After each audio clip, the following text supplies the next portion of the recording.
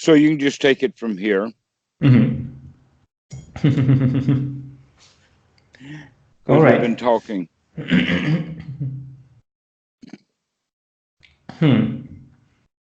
Yeah, so I don't know. I just wanna. I think I need to settle this concern I have with how much time I spend on the meditation object.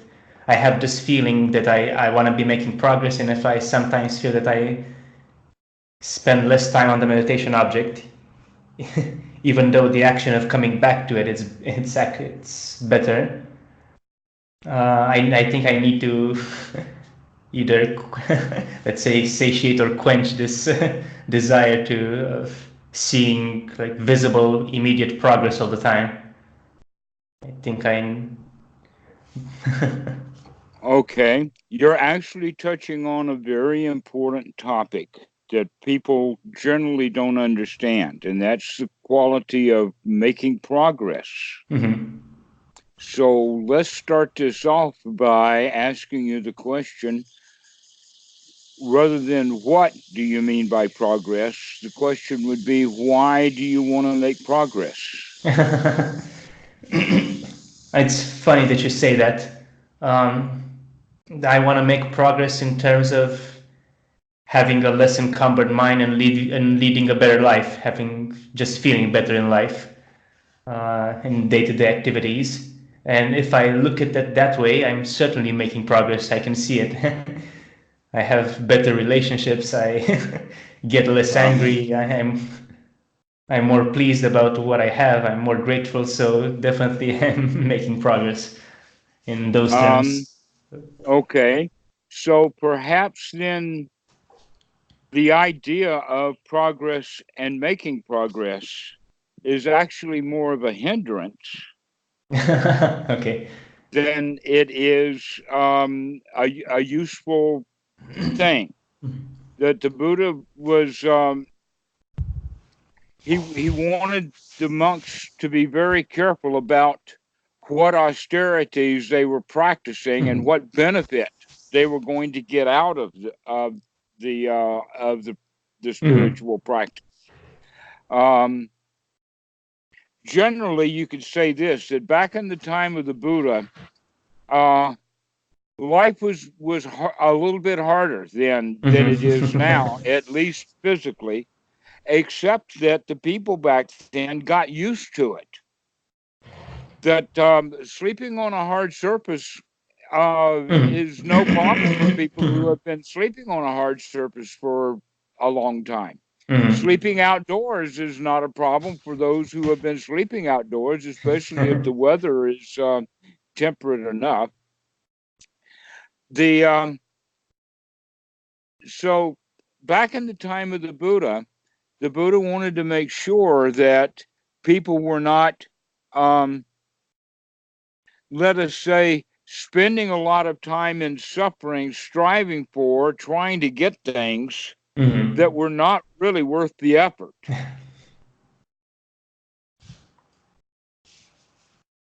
And so that's actually something that we should pay attention to do today is, what is it that's really worth the effort? And that the whole quality of making improvement would have more of the object, let us say, which would be more beneficial. And that is to recognize the progress that you're making, congratulate yourself for that, and be pleased with it. Or the other possibility is being displeased with the progress that you're making and wanting to make more progress. Yeah, definitely the first one. That's All right. better. Yes. Okay. So, Exponentially better. all right. So all things being equal, then being satisfied with the progress that you're making is progress. And Mhm. being dissatisfied with your progress is definitely not progress at all. Mhm. All right. So this is a new frame of reference, and that is that so long as you want to make progress, you're not making it. Mhm. Okay. Another way of saying that is that you want things that you don't have. In this case, progress. Other people will label it differently and even call it enlightenment. They want enlightenment, and because they want it, they can't have it. Why can't they have it? Well, not now, is because while they're wanting things, they're dissatisfied with the present moment. I want to become enlightened, or in your case, I want to make progress. But a better way of looking at it is to look at it from the position of, oh, really what needs to be done is to develop the skills that are needed to be enlightened right now. And so that's another way of looking at it. How enlightened can I be right now?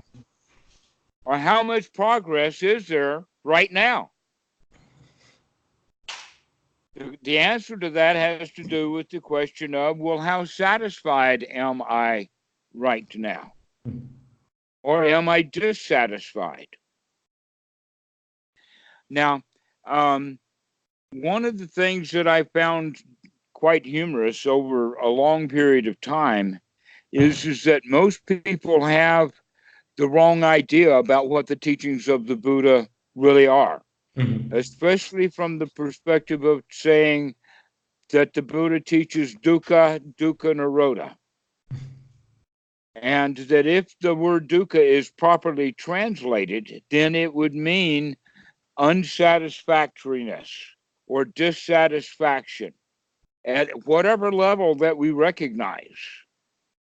But that the word dukkha nirodha then is the same thing as being satisfied or bringing that dissatisfaction to a close and being satisfied with the way things are. So it's really that simple, sukha or dukkha. The word sukha is pleasure or satisfaction. Now, if you're completely satisfied, yeah, you don't need to make progress. then you've already made all the progress you need in this moment. And so now progress is going to be maintaining and sustaining that state of satisfaction. So that's actually the two ways of looking at it is, one, what do I need to do to bring myself into a state of satisfaction? Or another way of stating it, what do I need to do to rid myself of all of my dissatisfaction?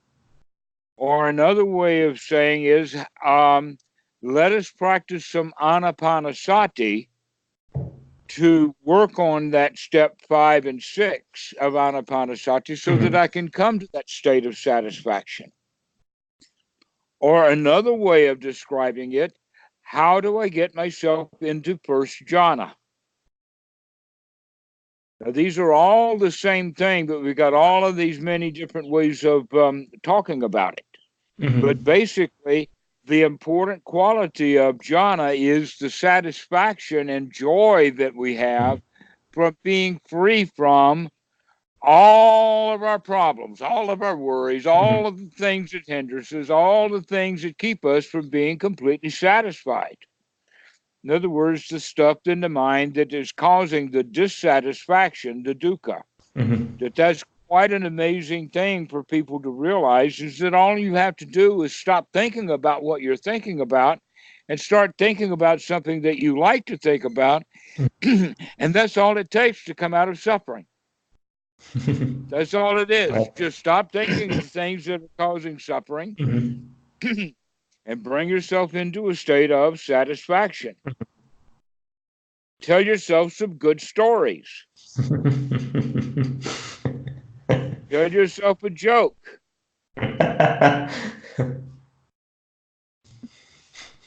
Buddhism is full of good jokes. Christians, they don't like jokes so much, but Buddhism, lots and lots of jokes.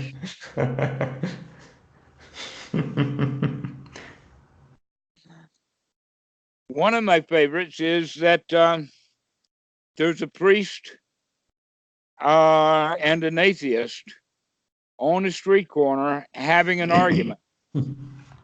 And the Buddhist is standing there listening to this conversation. And the atheist says, there ain't no hell. And the Christian says, the hell there ain't. Really angry at each other. And the Buddhist pipes up and he says, hell, you're both in it right now. So whether the atheist believes in hell or not, or whether the knows all about it or not, they're both in it when they're in a state of disagreement, anger, uptightness, and frustration.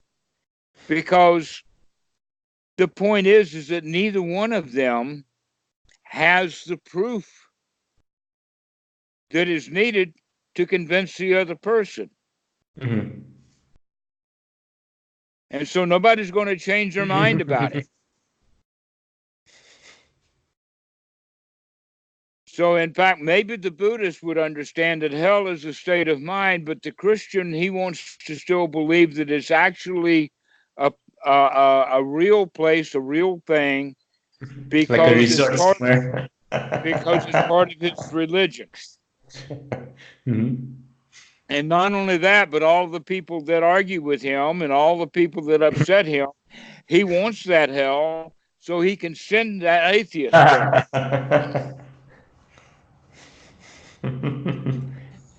That's what hell is often. Hell is a place we send our enemies.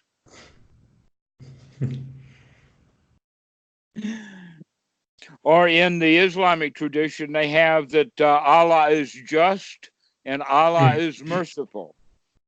He's merciful to the Muslims and he is just.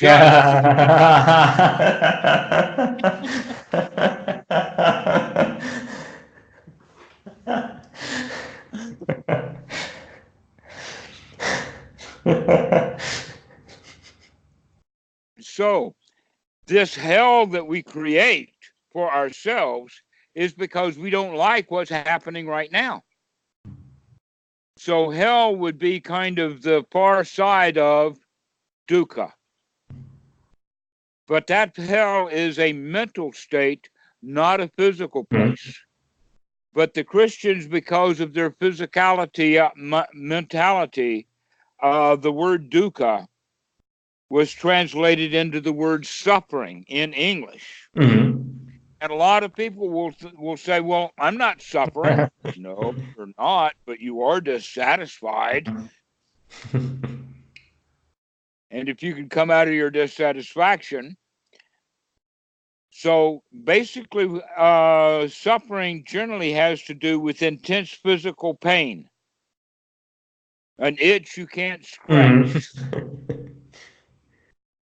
And so the Western mind wants to have some sort of pill to take. And so they cause themselves all kinds of suffering because they don't like the way that they feel due to some physical sensation. However, one of the things that Goenka was really big on to teach was that because he wanted even the new students to just sit still for a long time and do body scans and other things so that they could experience what he would call the bodily sankharas that are letting go, the tensions in the body, and to recognize that those things are merely sensations, that it is not pain until you call it pain.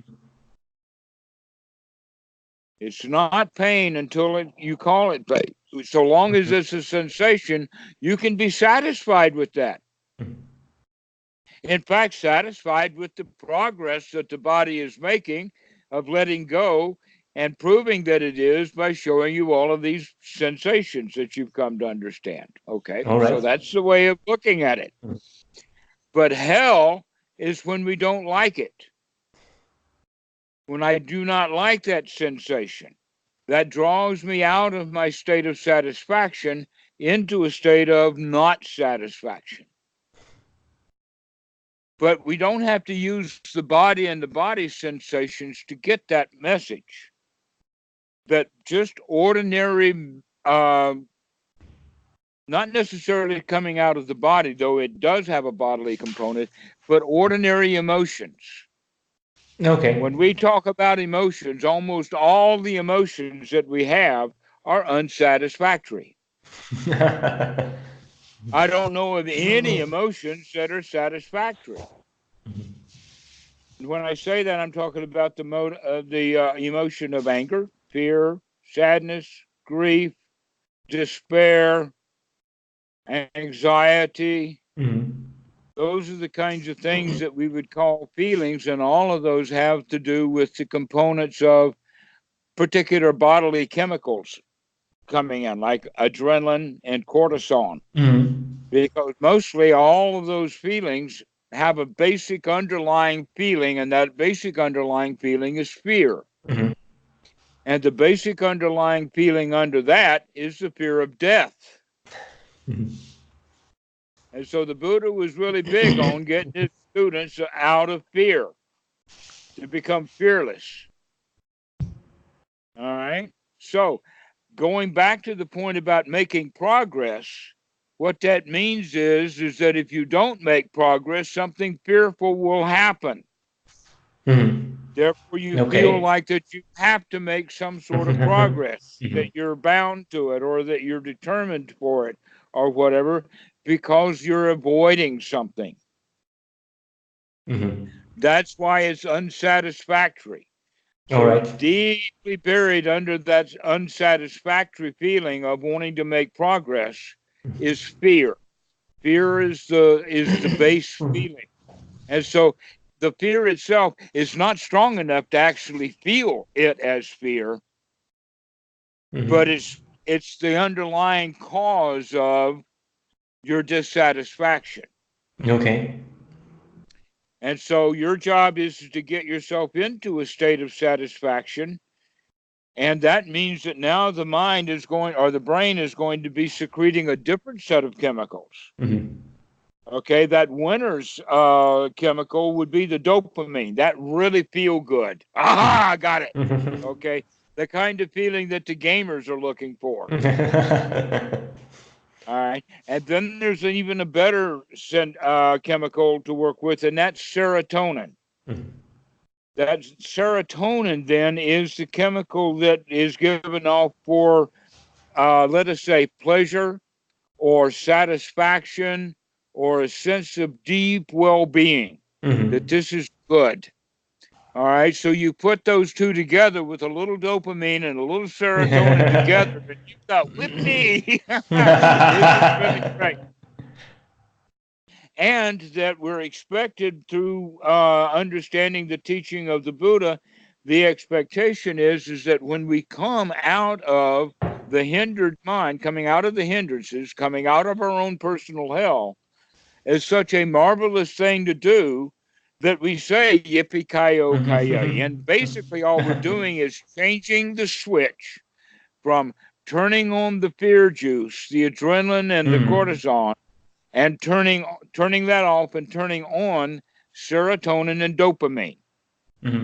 It's a mental chemical change, and that is done by a change in attitude.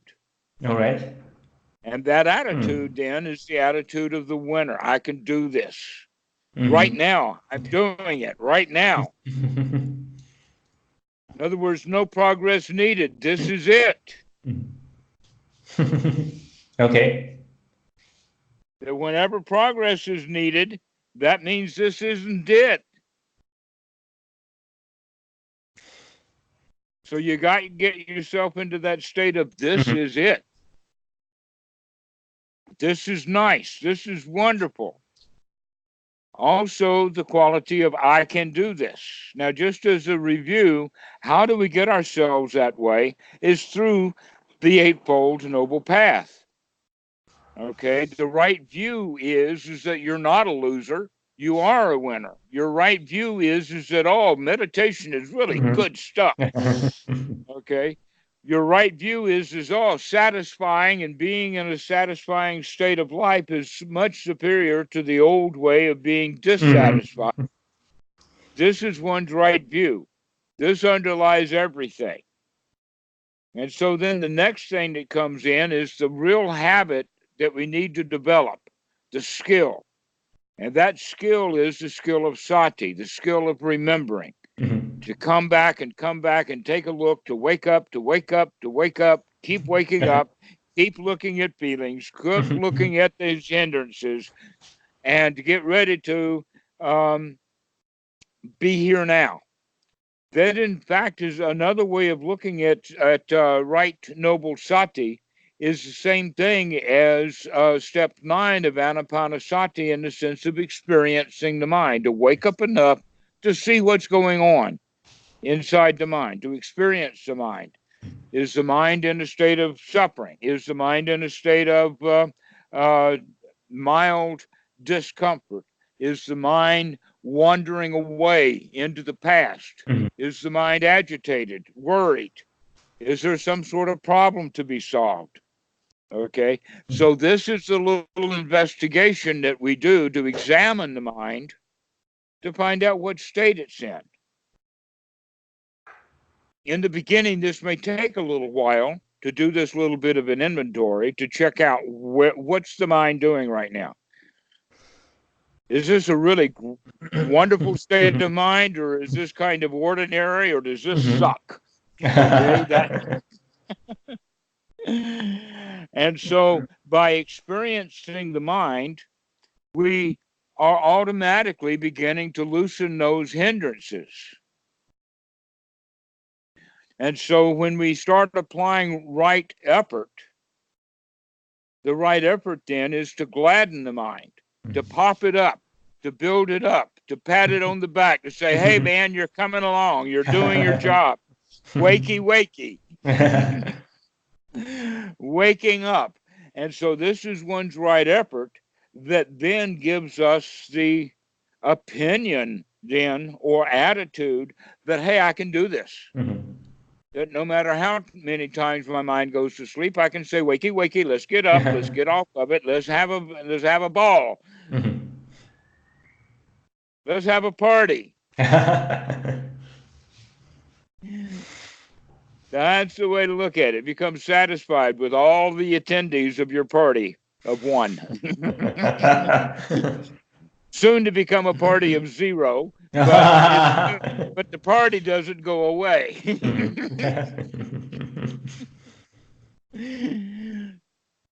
As the oh gosh, I forget his name now. Wayne. He says, "Party on." Okay. Party on. That actually means to have to remember to bring ourselves to a place of celebration, satisfaction. Like when we win the war, after we've won the war, we'll have a celebration. A lot of movies are like that. Star Wars always ends with a celebration, right? That's what we're looking for, is that state of celebration is freedom from those hindrances, freedom from suffering. This is good. This is it. All right? That's all you need. Don't think of enlightenment as way up there that I'll someday reach, but rather see it as something that you can do when you remember to. And why is that enlightenment? Well, look at all the stuff that you just put down. Doesn't that make you light? And look at your right noble view. Isn't that like shining a light on things? Now you can really see things clearly. So this is enlightenment enough. If something else happens later, then we'll be there for that too. Okay. But for right now, we need to get ourselves into that first jhana, because that is the path to enlightenment. And it is enlightenment itself.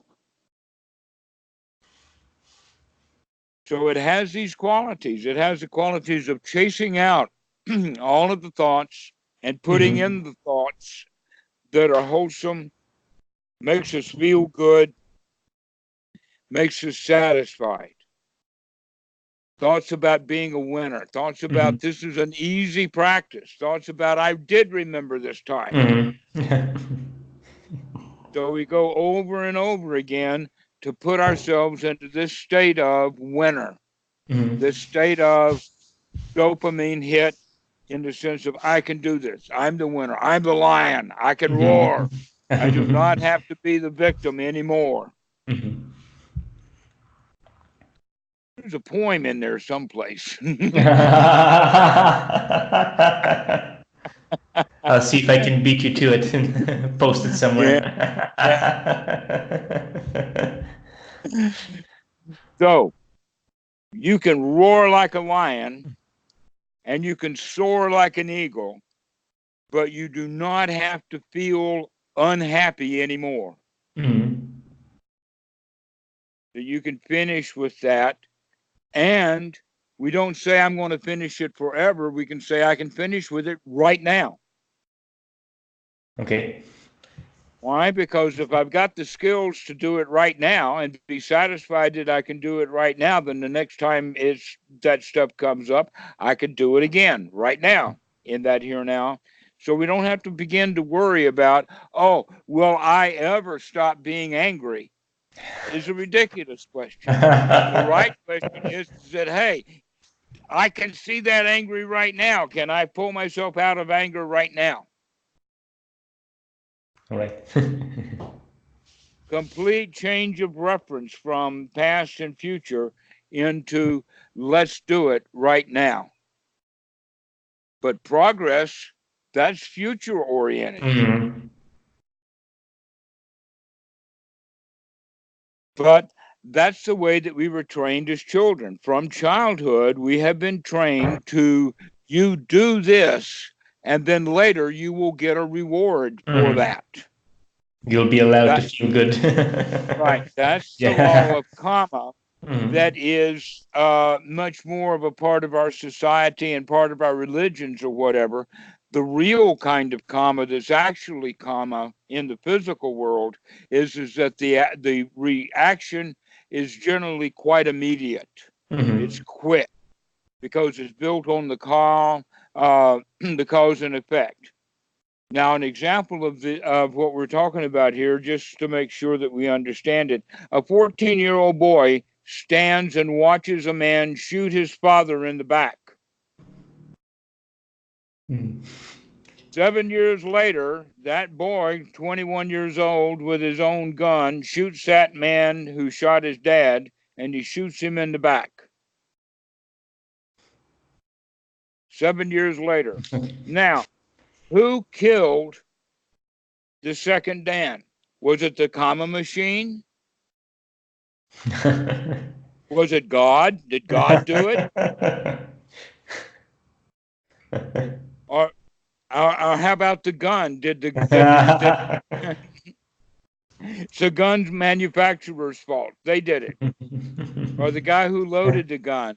But ultimately, the guy who pulls the trigger he pulled that trigger, he aimed that gun, and he pulled that trigger because of thoughts in his head that had been there for 7 years. 7 years, yeah. Running those thoughts over and over and over again until finally he took an external action, but all along he was taking internal actions. And he felt bad, and he wanted to take revenge. And so he did eventually. All right. So where is the karma machine in all of that? Well, there was some actions and some results of actions. The 14-year-old child saw his dad get killed.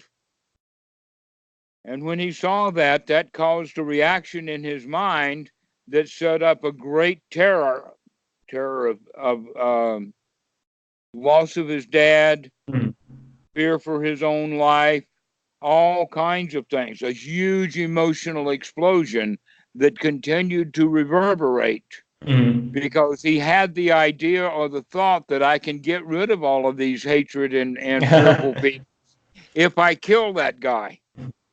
If I get my revenge, I'll feel better. Guess what? Yeah. He is not going. He might feel differently, but he's going to feel probably worse now. Mm. Guilt, running from the law, all kinds of possibilities. And so this is the way that people think the karma machine is involved, but the karma machine is not really there. But there is actions that cause results, and those results then can eventually call. But if that 14-year-old boy had not seen his father get killed, and he did not know who it was that had killed his father, he might be out searching for the man that killed his father, but he doesn't know who he is. And so it's a completely different kind of feeling. But if you know who it is that you're going to take revenge on, okay, or maybe because of he didn't see his father get killed, he kind of forgets all about it and gets on with his life. All right. But these are the choices that boy will have to make. And if he sees his father killed, it's a very hard choice to not want to take revenge. Very natural for us to want to take revenge, even though we're poisoning ourselves for doing it. Okay. Well, guess what? Every angry email that we get, we take revenge. We do the same thing in a very small way. If somebody gives us anger, we return anger to them. Unless we're quick, unless we can recognize, hey, I don't have to feel that way. He may be feeling that way. He's trying to give me a gift. But I don't want to have that gift, so I'm going to leave it with him. In fact, the Buddha has an example of that. When someone, someone came to complain to the Buddha. I don't know exactly what the first part of the sutta was, but the Buddha says, you're a householder. You have big house and you have guests come to eat. And the guy's agreeing, and he says, and what happens if you prepare the food for the guest, but he leaves or they leave without eating anything? Whose food who is the owner of that food? Who does the food belong to?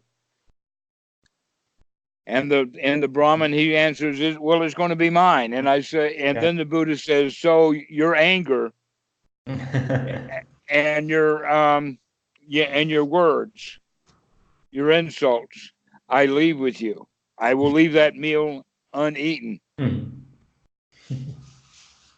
that's a very eloquent way of looking at it, but this is something that you should bring to mind every time that you feel like you're going to get angry at somebody, because you're going to be around anger for a while. But you can come out of your anger. You know how to come out of it? You got to remember when you're in it. Coming out of it after you've come out of it don't work. You got to come out of it.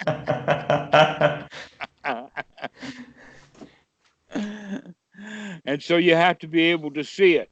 And the best way of seeing it is when it arises. So one of the things that I give students as kind of a task to do is that it's your job to make sure that when you're angry, that you know it. All right. And that when you're angry, the important thing, no matter how far along it is or how early it is, the first thing and the most important thing is to shut the mouth. Do not talk. All right. The next thing to do is to start taking some deep breaths. And then we have the thought, oh, isn't it marvelous that I remembered to shut my mouth? That was a marvelous thing to remember, is to shut my mouth. Oh, I'm so happy I shut my face. All right.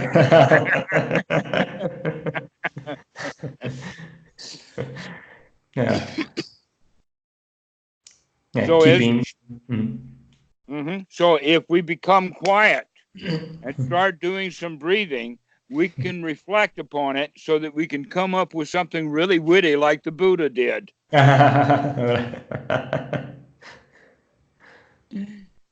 but only if we can remember to shut our mouth, to not say, because once we say something in anger, it's hard to stop it. But even if you recognize after you've said a few angry words that you can pull them back, that in general, one of the ways that I have heard it described is that when one is really on the path for Sotapan and has gotten some skills behind him, that when he gets angry, he will at most have 7 harsh words. Okay. Or 7 harsh sentences like, ouch! Why? Blah, blah, blah. What do you mean? Now it's 3 times. Gah, gah, gah, gah, gah. The next one. Okay, 4 times. And now he's beginning to, wait a minute, I'm out now. and then, yah, rah, rah, and it says, okay, I'm out of it. Got to stop. And so that's the way that we begin to see it. And the more often we see it when we're in the anger, or the quicker we can see that anger, then the easier it is to come out of it. And so after a while, it's only one word. It's like, ah!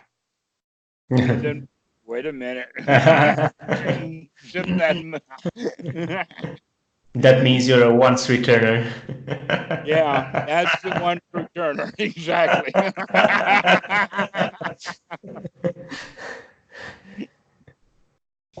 And then the non-returner is, I feel that way, but I'm not going to say anything. I'm going to keep my mouth shut. I am not going to return to that world. I am going to stop these feelings right now. I'm going to take a deep breath and feel better and come back to my state of satisfaction. So this is the way to deal with anger. And anger, by the way, always has fear underneath it. So when we're working with anger, look at the fear. Why am I afraid? Just because this guy is just ripping on me, why should I be afraid of that? Is he actually going to kill me? Probably not until I at least become a little bit angry at him.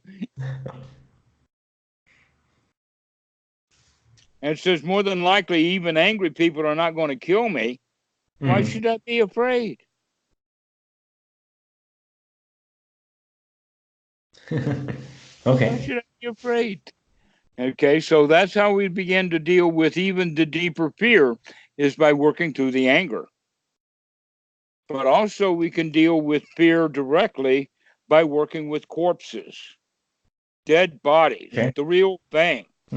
And if we can't get the real thing, then the next best thing is to watch autopsies on YouTube. They do have them. Okay. Yeah, I think I read about the corpse meditation. I think it was in the Sati or. Yeah. So, it's unpleasant to watch a human body get cut open. Yeah. So why would you do that? Well, the answer is to look at that unpleasantness that you're experiencing. Okay. And what is that unpleasantness? What's the fear underneath that?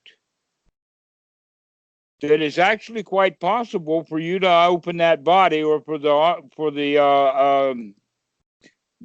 doctor or the coroner or whoever's actually doing the autopsy, and you just say, please, can I watch? I want to watch an autopsy. So there he is, cutting the chest open like that, and he's peeling off that skin, and you say, oh, look at that. Oh, wow. Oh, I know what that is. That's a set of bowels, and yeah, that's a stomach, and all that kind of stuff.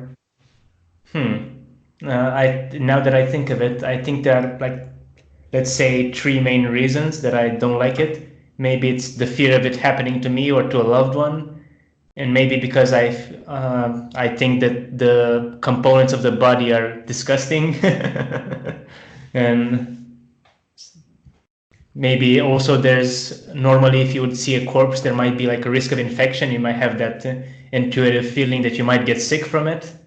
So I think that's what's causing the Look at all of repulsion. that fear. Mhm. Look at all of that fear. Mhm. The likelihood, though, of the corpse. In fact, that was very common in the really, really old days. That's why when someone would die unexpectedly or they got sick and died, that everything they owned was burned.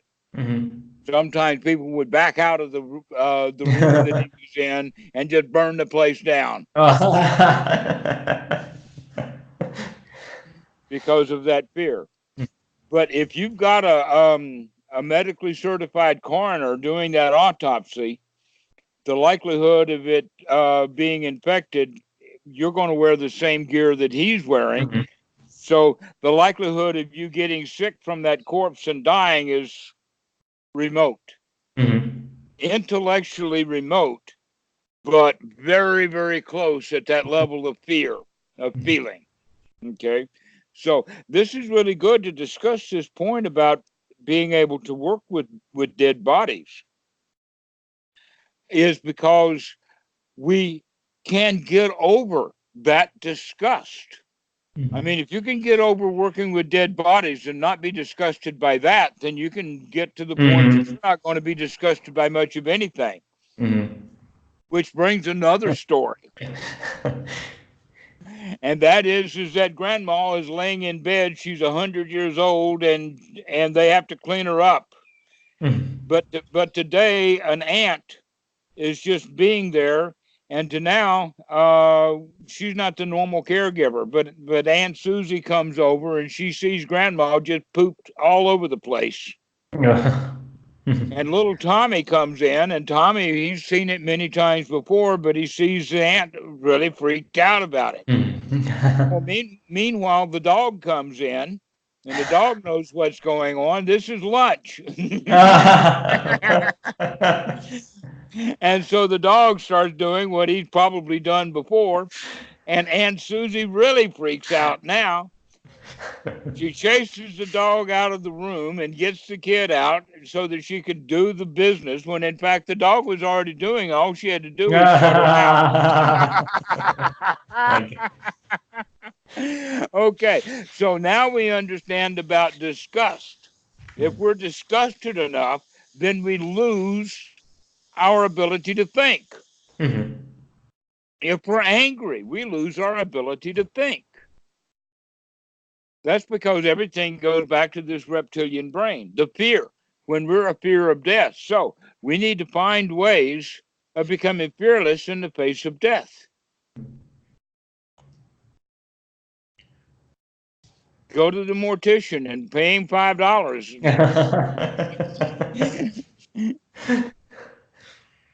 and go on tour. How many dead bodies you got today? Oh my god. You doing any embalmings right now? I want to see what you're doing. How about makeup? Can I put the makeup on? My goodness, okay. Well, this is what we need to do. We need to come to the point of recognizing I am going to die. Of this I know. Of this I have no doubt. Everything is dies. Anything that is born is going to die. But dissatisfaction, dukkha, is optional. All right. I will die. My choice is, will I die happily or will I die miserably? Or a better question would be, will I have any control over my own death, or will it have to be an accident? You know, almost everyone dies by accident. Very, very few people die by choice. And that's strongly looked down on, even having some laws against suicide. But I would prefer to have a choice. Not that I want to do it in a way that's going to mean something, like some monks gasoline themselves in Vietnam during the war. No, I'm talking about it. If it's time to die, let's do a good job of it. Let's have a really noble death, rather than try to postpone it and postpone it and postpone it. But that's the business of the doctors, of trying to keep people alive that their life is over. The only thing the doctors can do is to keep making money. That's all they can do, because when that corpse is actually a corpse and dead, they can't make any more money off of it. Now it's time for the mortician to make his business. So the doctors, they want to keep something alive as long as they can, which means that when it finally does die, it was done by accident. The doctor screwed up. The doctor had done a better job. They just lived another day or two.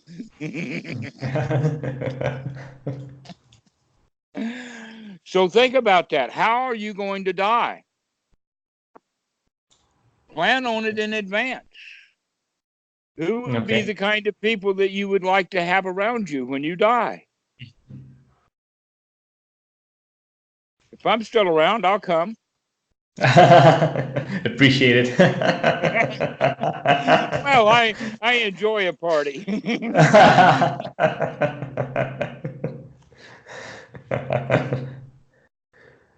I did have a party once.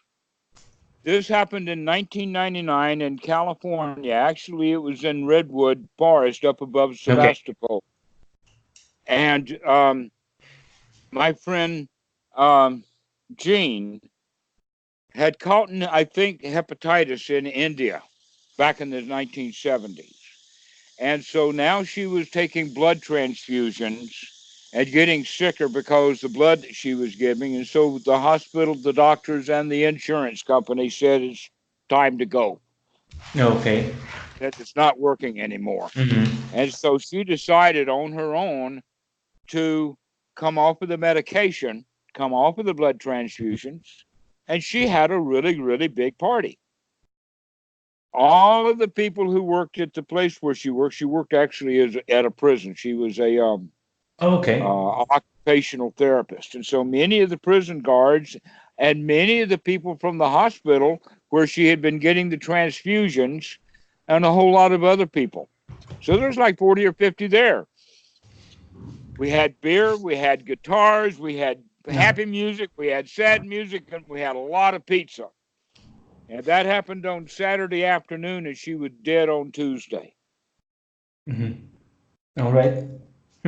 That was a miracle. I think that it changed everyone's idea about death who went to that party.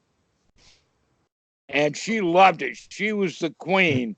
And she wasn't even laid out. She could sit in a chair. And it was her best party. And she loved it. It was the best thing that ever happened for her. She was so satisfied. After that party, she was ready to go. If we could wish that for everyone, if you could have a happy party, a goodbye party, that's the way to go, is go out with a bang. Go out with a big party.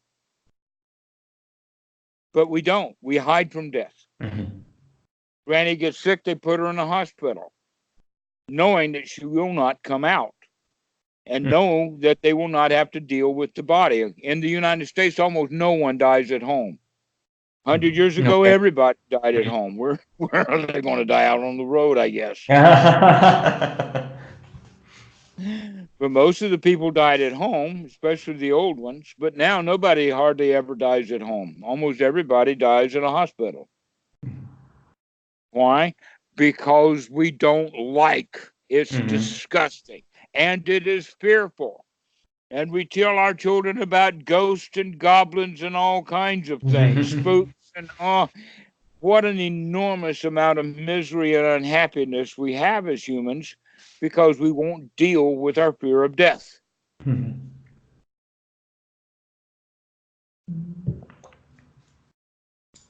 So if you can think about your own death and think about it happily, wow, I hope that comes Okay. pretty soon. That's going to be great. I've got some duties to do. I've got some family to take care of, but one of these Mm. days,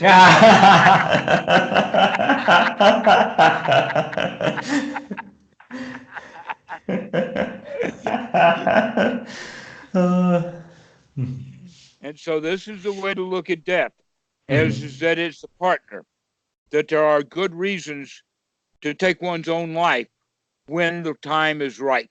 Mhm. And that's when it's over. All right. But Okay. but most people, they don't want it to be over when it's over.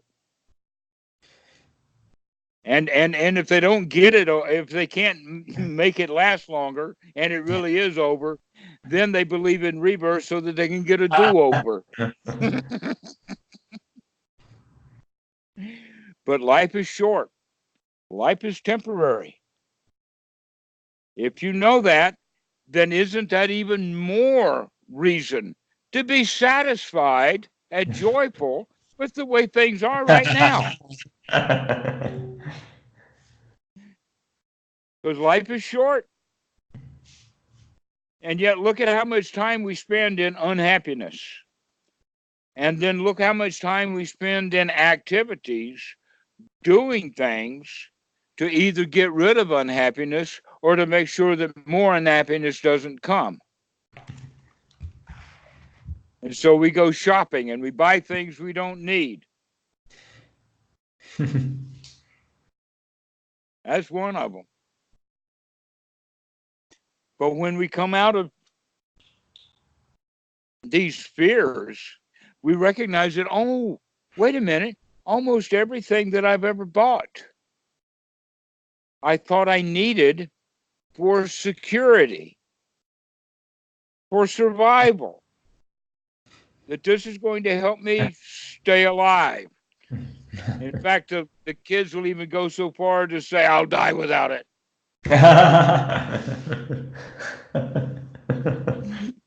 That's how much they need it. Their whole life depends upon it. The same thing would be the way when the 14-year-old is walking down the hall at school and the bully and two friends come around the corner. He becomes afraid.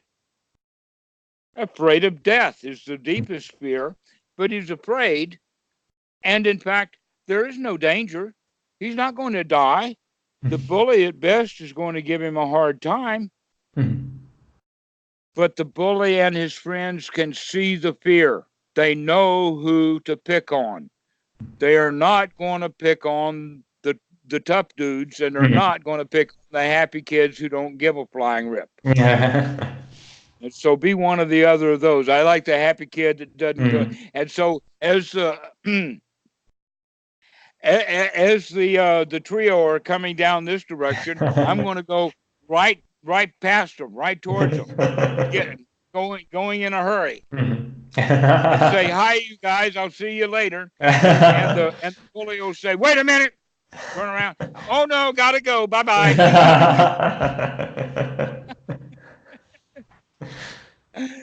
And we just pay them no mind, just go right past it. But oh no, the 14-year-old who is afraid of the bully is going to catch it. He's going to catch hell because he doesn't know how not to. And he's dealing with feelings in a way that's not intelligent. So this is what being in a state of satisfaction is all about, is we wind up having very little trouble. Because most of our troubles are manufactured either in the mind, or we invent them in the mind and manufacture them in the mind to invite the world to come down on us because of the mental state that we're in. But when you're an emperor of your own pile of dirt and you're sitting on top of the world, nothing's going to bother you because you're going to maintain that. I mean, why should I crawl back into the world to do anything when I could just stay above the world and be satisfied and happy? And so this is the way to practice, rather than wanting anything, but learning to be satisfied with the way that we are. Mhm. And if fear comes up, aha, I see you, fear. I'm going to inspect you. You're not my boss anymore. In other words, I do not have to abide by that fear. My job is to merely see it and breathe. And the fear will subside all on its own because we're not giving it any juice or any mental energy or anything. It's actually not a difficult practice. It's an easy practice to understand. The main job is Sati. That's the skill, to remember, to wake up, to remember, to remember, to remember, to look at what you're doing. And this is the reason that we practice meditation, is to develop that skill of Sati so that you can more and more often come back into a state of satisfaction. Because your only other option is to want to make progress.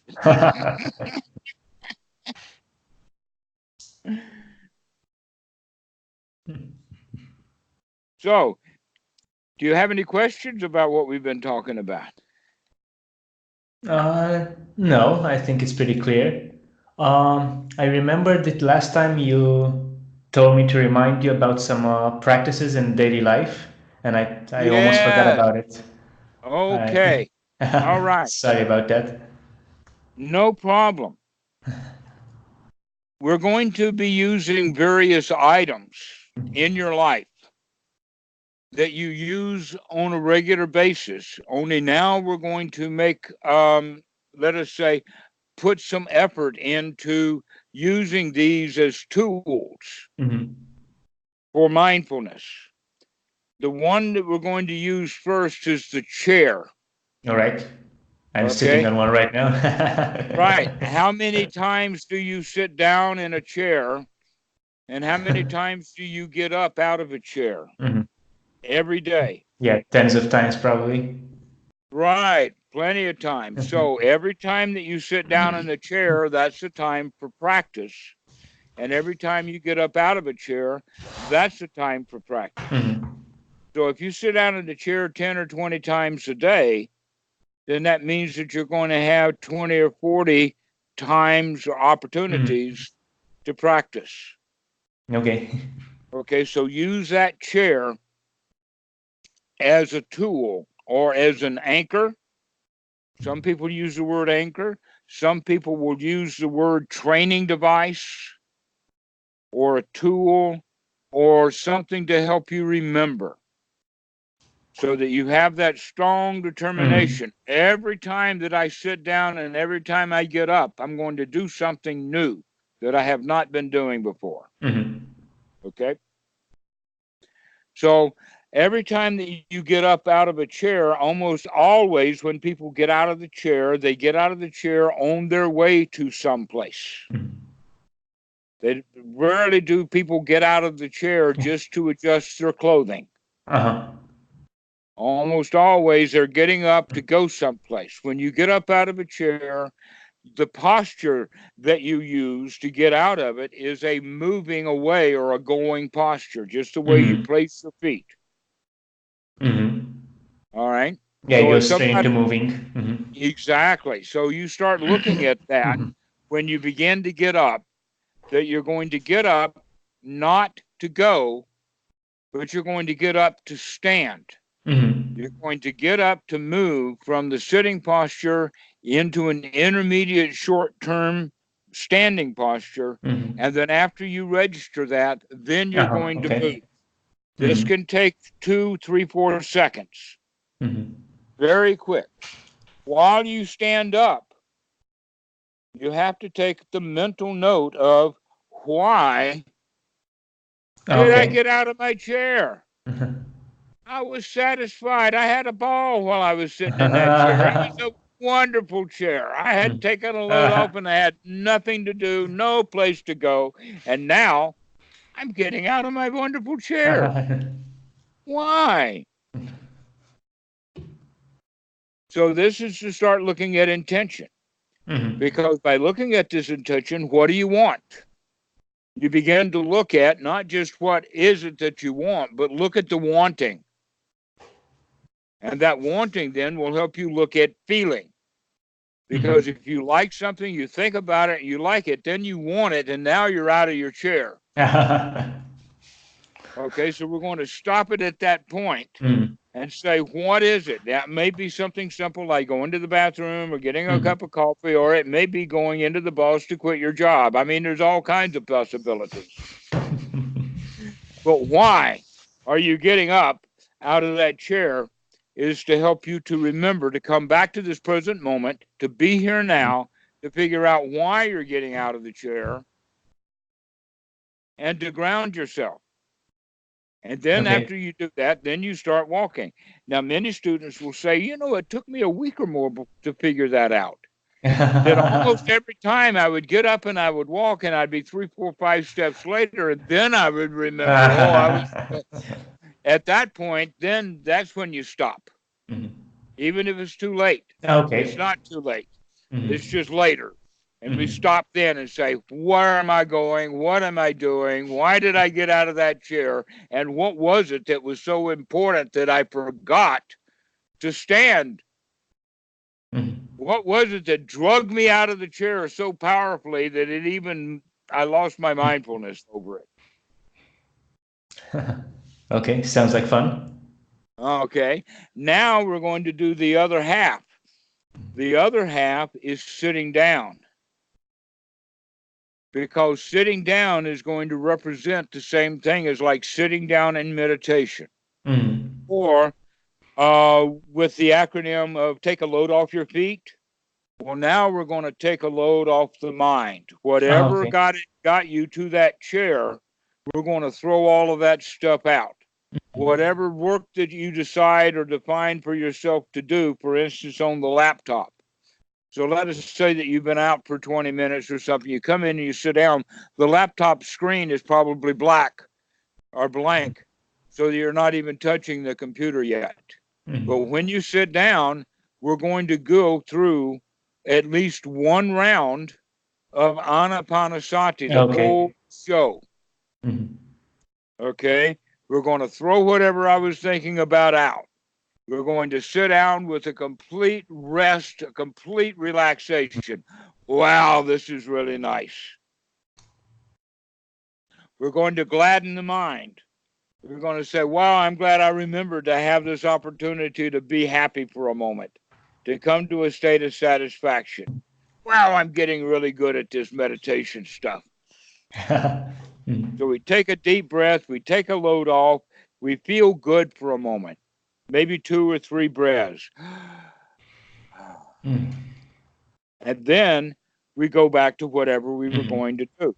These little Nibbana moments, make it a little Nibbana moment in the sense of complete relaxation, complete coolness.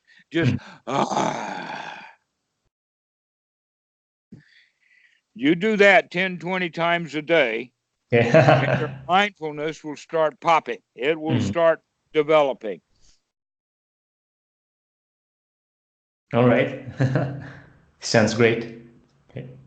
And I would rather give you that kind of exercise than an exercise that includes a cell phone. I've been warned by my students, don't give students cell phones as memory, because that'll just get them hooked on their cell phone even more. So no cell phone timers. We're going to do this with a real physical chair. So every time that you stand up, every time you get out of the chair, you stand and you say, why? What's the point? What is it that I need so badly that I'm willing to get up? I might even get back down. I might, in fact, not even get up. Oh, okay. Exactly so. That's a Right. good point. Might even not go any place. Just wait a minute. I'm not. No, never mind. I'm satisfied. And then whenever you come back to the chair, you come back with the point in main intention. I'm going to bring myself into a state of blissful satisfaction. Happy winner. I'm the lion here. I'm the dude in this chair.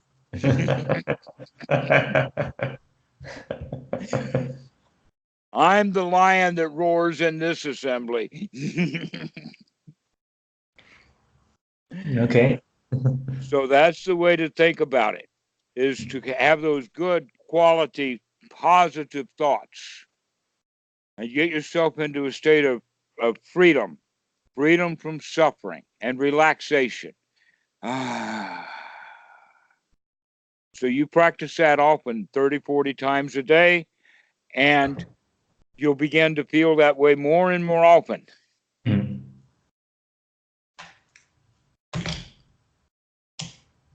So that's my little, All right. it's the chair. It's all about the chair. Can you be there when you're in the chair?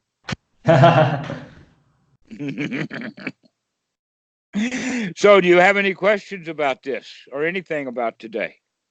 No, the rest is clear, so I'm good with that. Excellent. Okay. All right. So no more progress.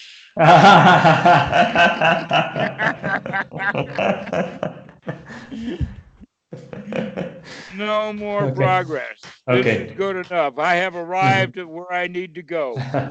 Don't have to progress any further. All right. I'll try to beat that into my skull. Good. Thanks. Yes, don't beat it into the skull. Let it Oh, soak okay. in. Okay.